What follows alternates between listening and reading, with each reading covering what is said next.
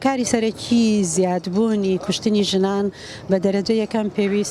پەیوەستە بە عەقڵیەتی پیاو لە کۆمەڵگای کوردستانە کە پێی وایە مافی ئەوەی هەیە هەر کاتێ بێوێ مافی ژیان لە ژنەکەی دایکی کچەکەی هەر کەسێکیکە کە ئافرەتە لە خێزانەکەی بسەنێتەوە ئەو عەقڵیەتەش لەسەر ئەو بنەما کەڵتوری و ڕۆشنبیری و دینی و یاسایە دروست بووە کە کۆمەڵگا بەوی بەخشیەوە لەسەر بە هەرە گەورەکانی ترەوەیە بەڕاستی بێباکی لایەنە پەیوەندی دارەکانە حکومەتە یان کەم تەرخە من ئەگەر نەژڵم بێ باکن کەم تەرخە من لە ڕەتفعلی سەریعیان بۆ حاڵەتەکانی کوشتنی ژنان هەروەها بکوژانی ژنان داڵدە ئەدرێن بکوژانی ژنان ئەپارێزرێن لەلایەن حیزبە سیاسیەکانەوە لەلایەن هێزی چەکدارەوە بە پارە ئەیان پارێزن سڵحی عەشایەری ئەکەن فشارەکەنە سەر کەسوکاری ئەو کەسەی کە کوژراوە کە قسە نەکات هەموو ئەمانە هۆکارن بۆ ئەوەی کە کوشتنی ژنان و تونوتیژی بەرامبەر بە ژنان لە زیادبوو نابێت لە کوردستانە هەرچەندە لە بەرامبەر ئەوەیە ڕێکخراوەکانی ژنان ڕێکخراوەکانی کۆمەڵگای مەدەنی تەنانەت دەودام و دەستگایانەی حکومەت کە تایبەتن بە ژنان زۆر ئیشەکەن بۆ هوشیارکردنەوەی کۆمەڵگا بۆ پاراستن بۆ هوشیارکردنەوەی پیاو بەڵام لەبەرەوەی تەڕەفەکەی تر هەتا ئێستا هێز و چەک و قانون لە دەستی ئەوانایە و ئەوان لە بەرژەوەندی ژنان بەکاریان نەهێناوە تاوەکو ئێستا بۆیە ئەم مەسەلەی کوشتنی ژنان بەردەوامە ئێمە بەردەوامین لە ئیشەکانی خۆمان لە هوشیارکردنەوەی ژنان و پیاوان لە بەهێزکردنی تواناکانی ژنان و بۆی بتوانن خۆیان بپارێزن لە هەڵمەتکردن و هەڵمەتی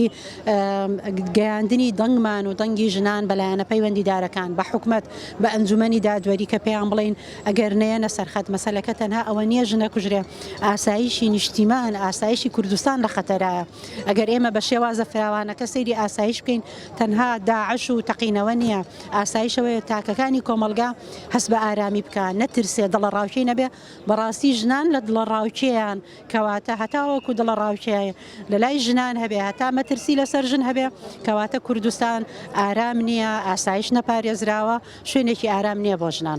پێویستە بکوژان پێویستە تاوان بارانی تونوتیژی ئەوانە بە دادگا بگەیەنرێن دادگا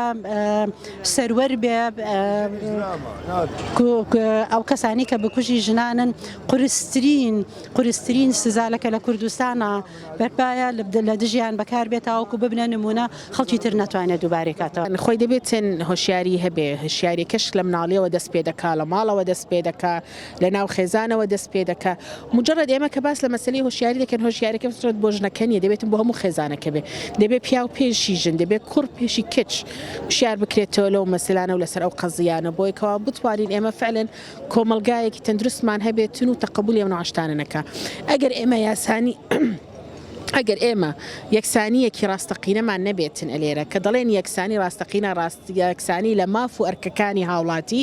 ئێمە بە هیچ شێوەیەک ناتوانین لەگەڵ بڵێن ئەم نەوعە جەریمانە یان ئەم نەوعە تاوانانە کەم بکرێتەوە لە کۆمەلگاکی خۆمان بۆیە پێویستە هەم بە هەموو لایەکەوە وەکو بڵێن لەسەر هەموو جەمکەکان کار بکەین بۆ ئەوەی کەوا بتوانین ئێمە ئەو یەکسانیە دابین بکەین بۆ هەموو هاوڵاتیانی کوردستان خۆی حتمما بەداخەوە ئێمە دەبینین ئەو ڕێژانە کە زیاد دەبێتن بەڵام گرنگ ئەوەیە کەوا خەڵک باسی دەکا یعنی وەکو بڵێ بۆتە قەزەیەکی ڕێعام ئەوش خۆی لە خۆیان شتێکی باشە بەس ئێمە ئەگەر بمانەوێتن بڵێن ڕێ بگرین لەم بابەتانیان لەم نوع کوشتنانە دەبێتن لەسەر هەموو خۆناغەکان کار بکەین یەکەمیان وەکو دەڵێن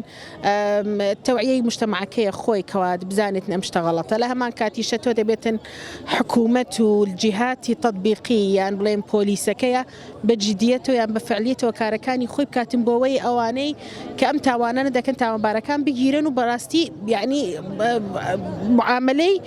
تاوانێکی وەکو کوشتنیان بۆ بکرێ ئەوە دوو سێمیشیان تۆ مەسەلەی قەزاکەت یان مەسەلەی دادگاکەی خۆشت دادگاکانی ئێمە تا ئێستا چەند لەو کەیسانە بەداخەوە دەبینین کە وەکو بڵێن کە فعلەن وەکو جەریمەی قەتل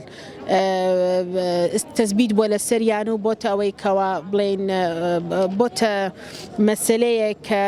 مجرمێک فعلەن چوو بێتە حەبس بۆ ماوەی 20 ساڵە بۆ ماوەی چەند ساڵە چونکو کەوا ژنێکی کوشتویان کەوا ئافرەتێکی کوشتووە ئیتر بۆیە خۆی دەبێت لەسەر هەموو ئاستەکانە کار بکەین ئێمەش وەکو بڵێن ئەگەر چی وەکو چالاکوان بێتی وەکو ڕێکخراوەکانی کۆمەلگەی مەدەنی بێتن زۆر گرنگە کەواتە حتمەن ڕۆلی ئێمە بەداخەوە یعنی وەکو دیارە ناتوانین دەتوانین لەوە زیاتر بکەین هەر ئەوە دەتوانین بکەین مەسلەی کە دەڵێن لۆبیکردنە بۆ ئەوە یاساکان گۆڕانکاری تێدا بکرێتن زەختێکی بکەین زەختێکی جەماوەری بکەین لەسەر ئەوەی کەوا بڵێن حکوومەت بە واجبی خۆی هەڵبسێتن دادگا بە واجبی خۆی هەڵبسێ ئەو شتانێکەوە دەتوانین بکەین ئێمە بەڵام گرنگ ئەوەیەکەوە مهم باز بکرێت و خەڵکەکە بزانێ ئەمە شتێکی هەڵەیە و نابێ بکرێت